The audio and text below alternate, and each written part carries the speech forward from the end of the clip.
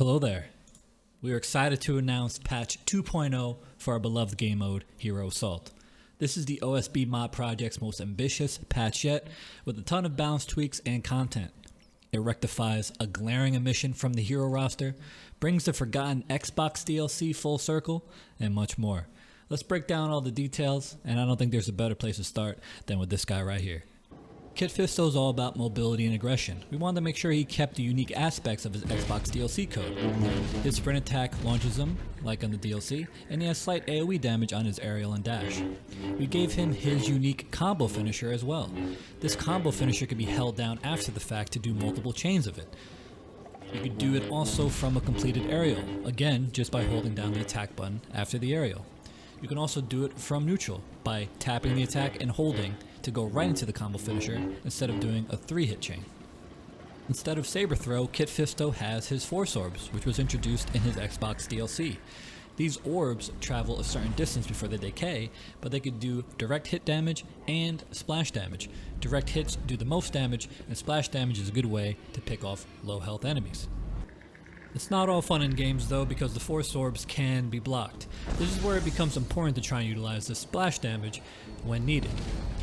You'll notice too that the splash damage is noticeably weaker than a direct hit, and that's for balancing reasons.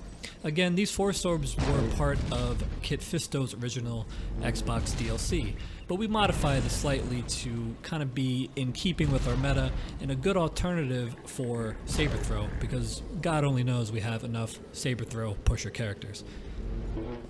Kit Fisto's dash attack has a lot of applications for traversing the map in unorthodox ways, but it does have offensive implications as well. The move itself has the ability to tumble an opponent standing still, and when you really get used to using the dash attack, you'll be able to combine it for the dash aerial combo, which is very satisfying. 15 years later, and Qui Gon Jinn is finally where he belongs on the heroes roster. This character was built from the ground up with a customized moveset that we felt fit with the lore and who the character is.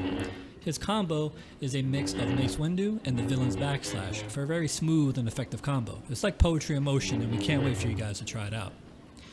For his aerial attack, he takes after his apprentice, Obi-Wan. And for his dash attack, he uses his masters, Count Dooku's. And he also has Count Dooku's jump animation. All these little through lines come together to make one very fun character to play. He has saber throw, like most heroes, but for his force ability, we decided to reintroduce pull. Now, I know what you're thinking. Why the fuck would you reintroduce pull? That shit is broken. It's not this pull though, not the pull that you remember, getting yoinked halfway across the map to your death with nothing you can do about it. This pull has been rebalanced to take into consideration what made it broken in the first place. For starters, the range of pull is now the same as choke. So you'll see here, now the Kylo's going to get into choke range and I'll be able to pull him. But notice the distance he travels. It's not as far as the original pull. It's been shortened considerably. Now, because of this, there is some situations where the pull will tumble the enemy, depending on where he is on the terrain.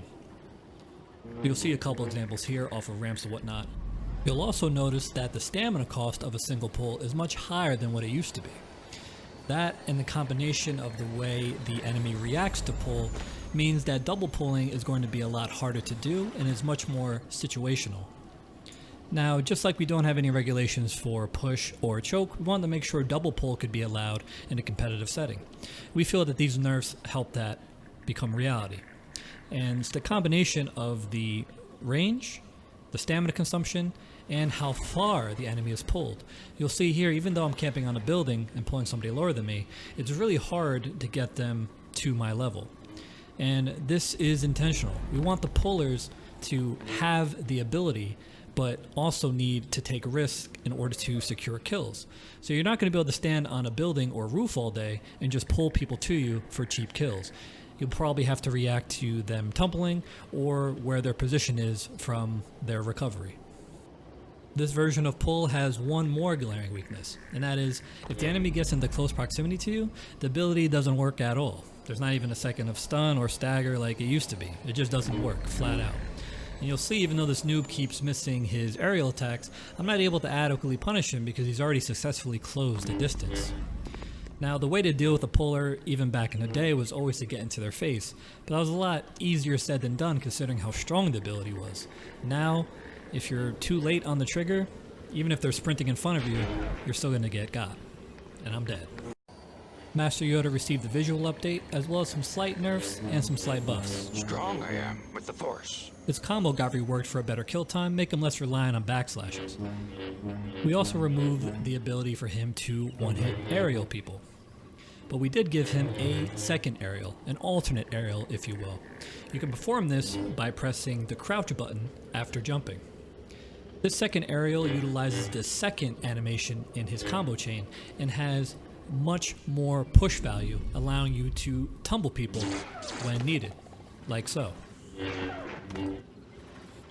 This second aerial doesn't have the same damage as the default, but opens up more opportunities for Yoda to secure kills. We also wanted to standardize Yoda's force consumption. Now he doesn't have that extra jump, which makes him annoying to play against. You can now kill normal health enemies with one combo before they recover. Strong I am with the Force. Assuming you're fast enough, that is. And lastly, Yoda's dash attack finisher now acts like Luke's and is a one-hit kill. Rey Skywalker received a great visual update. We all know she's a Luke clone.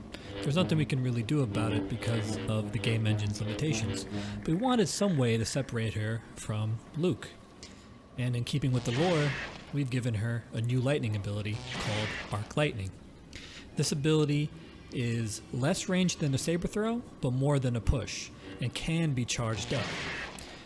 So you see here it does a moderate amount of damage uncharged, but for a fully charged direct hit, you can take a big chunk out.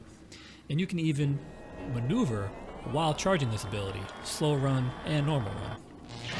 Also keep in mind that this ability can be blocked just like regular lightning. Aayla Ashoka hasn't been getting much love lately, so we gave her a visual update. Ahsoka got her iconic white sabers, and both of these characters got a slight buff to add a little bit more gameplay depth. Our very own Seville discovered that Ayla's combat file was a little bit more complex than originally thought, more similar to the DLC characters. He discovered unused code referring to a combat jump. What this means in practice is that Aayla can now cancel the recovery of her first or second combo strikes and do a single jump that could launch her forward, backwards, straight in the air, allowing her to chain into an aerial and also give her some interesting escape options that I'm sure savvy players will discover. Alright, let's move on to the villains and start with General Grievous, who got a dope visual update as well as a major rework. Grievous now has default Jedi walk speed and sprint speed to help out with his mobility. You can now do the second part of Grievous's dash attack, which was previously only available online. You do so by just continuing to press the attack button while dash attacking. In the previous patch, we gave Grievous his very own backslash. In this patch, we're giving it a slight buff. Now it has the same startup time as other backslashes, putting him on par with the rest of the roster, and hopefully making the move more useful for him. By now I'm sure you've noticed Grievous has some new force abilities. Let's get into it. For starters, he has a slow velocity wrist rocket that has some pretty interesting implications for playmaking. Alternatively, he has a force mine, which will tumble the opponent if they cross it. We felt it made sense to give Grievous some ammo-oriented abilities, since giving him force abilities doesn't really make much sense lore-wise. Lastly, we gave Grievous a second aerial ground pound, performed by jumping and pressing the crouch button. This ground pound does 100 damage, but doesn't have any AoE damage. Instead, it has an AoE push value for playmaking.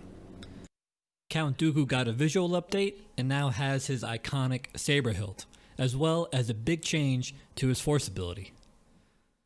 Despite several quality of life improvements, Dooku doesn't get much play as a choker, so we've decided to make him a pusher. And what we found in testing is that this new role gels really well with his moveset. Dooku's still the same as you remember him, and default lightning has some interesting applications when fighting in this new push range. But we did add one thing. Dooku now can do his combo finisher after a dash attack. This gives him really fast kill time. All you need to do is continue pressing the attack button after a dash attack. We're excited to hear your feedback on his new role. Speaking of villain pushers, our very first DLC character Asajj Ventress has received a visual update and some quality of life improvements. For starters, Asajj now holds one of her sabers always ignited. Previously we had them both off due to a clipping issue, but now you should have better visual feedback when fighting against her. We've also given her a new backslash for better aerial defense and more opportunity to get tumbles. We've removed the landing lag on her aerial, so now she can perform actions sooner after landing. We hope this change makes her aerial more offensive while still being able to utilize the block capability. We've also made improvements to her dash attack by removing some hitboxes. These extra hitboxes caused some unintended lag and made the move more clunky than it needs to be. We hope these improvements make it smoother to use and the dash attack more usable in more situations. We've also changed how Starblades work. They now travel a shorter distance and have a new fan pattern for more close range efficiency. But now you can actually charge up Starblades for a longer range and straighter pattern. The Emperor also received a visual update, giving him that big Sith energy. In the previous patch, we felt the Emperor got some quality of life improvements that really cemented him as a good alternate flow choker, but we wanted to give him one more tool, an alternate aerial. You can perform this by jumping and pressing the crouch button. It gives you a low hitting aerial attack similar to Vader and uses Emperor's final animation of his combo. This move can be used from a normal jump or a float, giving him a few more options. Of course, we'll never get rid of Emperor's iconic float area. In the previous patch, we introduced a Kylo Ren skin. Due to memory limitations, he has to be a clone, so we gave him Anakin, but felt that was a little underwhelming. In keeping with his character, he now takes after Darth Vader. He walks slower than default Jedi, but sprints faster than them, but he doesn't sprint as fast as Vader. He retains all of Vader's moves, aerial, combo, and dash attack, and he has Vader's block as well. But he doesn't have the same high health pool, or the ability to float. Regardless, he still has Vader's mobility, and we're excited to see what that looks like with the pusher playstyle.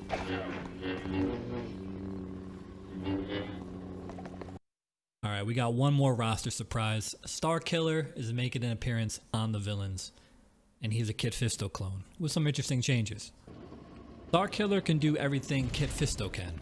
The combo finisher can be chained in a multitude of ways, after completion, after an aerial, from neutral, etc, etc. But he has some key and subtle differences. For one, his AoE effects are lightning, which is much more fitting for the character. His force abilities is where things get changed up a bit. He has arc lightning instead of saber throw, similar to the variation I showed you with Rey. It has less range than a saber throw, but slightly more range than a push, and can be charged and uncharged. For his second force ability, he has something called Repulse. This is a brand new force ability, and it acts like an AoE disruption tool. You can see here, while the Kit Fisto was slow running, the Repulse caused him to be stunned for a second and stopped his momentum. This Repulse has a bunch of applications to open up small windows for you to punish. This ability is a little unorthodox in our current meta, but we didn't want to make Starkiller just another pusher. And don't worry, this Repulse ability can be blocked, so Starkiller will have to try and get behind you to stun a defensive opponent. Alright, that's everything you need to know coming in this next patch. We can't wait for you guys to try it. As always, none of this matters without your feedback, so let us know what you think. See you out there on Mos Eisley, and maybe some new maps as well. Peace out.